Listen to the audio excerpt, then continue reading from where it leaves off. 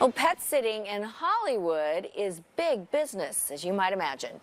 Yeah, and so we decided, why not bring in somebody who does this as her profession, a really interesting and incredible job. We've got lawyer Vorreyer here to talk about her new book, The Pet Sitter's Tale, because you are one.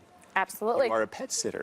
So tell us a little bit about, though, what your job is. A pet sitter to the stars. What is that? Sure. Well, not just stars, but regular people, too. Regular people. Regular people. Everyone has pets. Yep. So basically, we come in once or twice a day, do dog walking, one-on-one dog walking, and sometimes group walks. And then when people go out of town, we can sleep over at their house, or I board their dogs, or any sort of combination of stopping by or sleeping over. Okay, now I want to know, though, how did you get in with the rich and famous?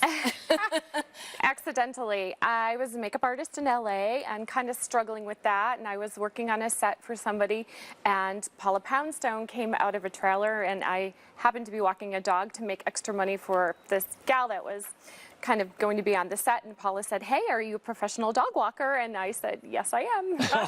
Always say yes. That's right. How much will you pay? Yes.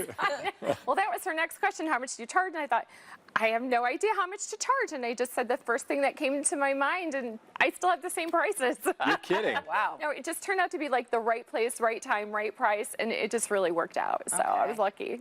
Wow, your gut feeling on how much to charge Don't you want to people. know all the the now? Like, Let's get. I mean, let's you know, what move into the ridiculous dirt. things Yeah. people have asked for? Or... Sing to their dogs while they're eating, create special chef meals for them, take them to spas, paint their nails, you know, groom them, dress them, you name it. Wow. Get them to the limo, get them to the private jet, you know, get them to the chef on time.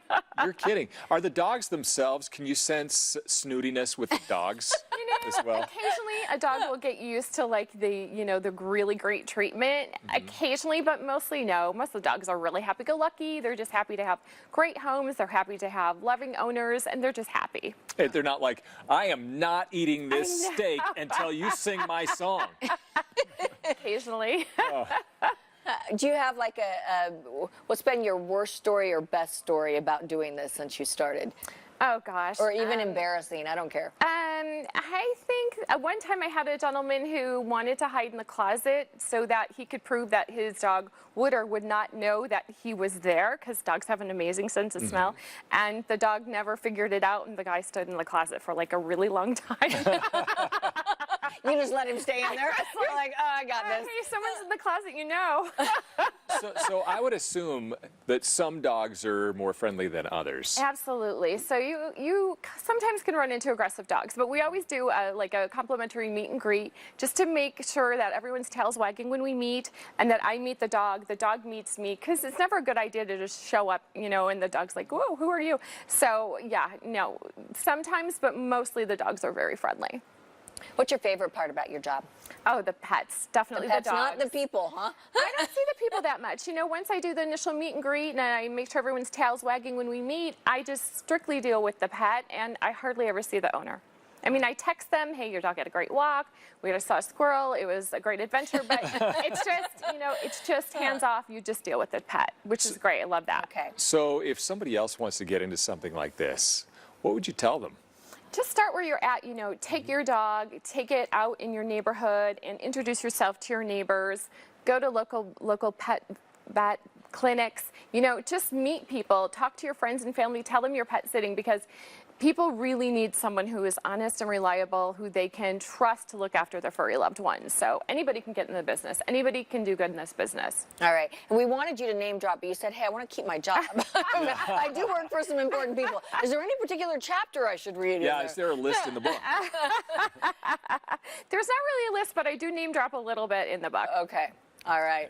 Well, interesting stories, you know.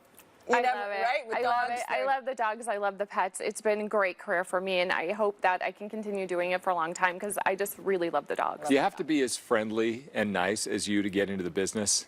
I think it helps. It helps. I think it helps to be Yeah. a real pet person, but it really helps to have a little bit of people savvy too. But a lot of people I hire are just pet people. They're not really people, so it can be a little that's awkward interesting. sometimes, right? Yeah. Laura, fun to talk to you. Yeah. So much fun. Thanks for having me on. The book is pink. It's called The Pet Sitter's Tale.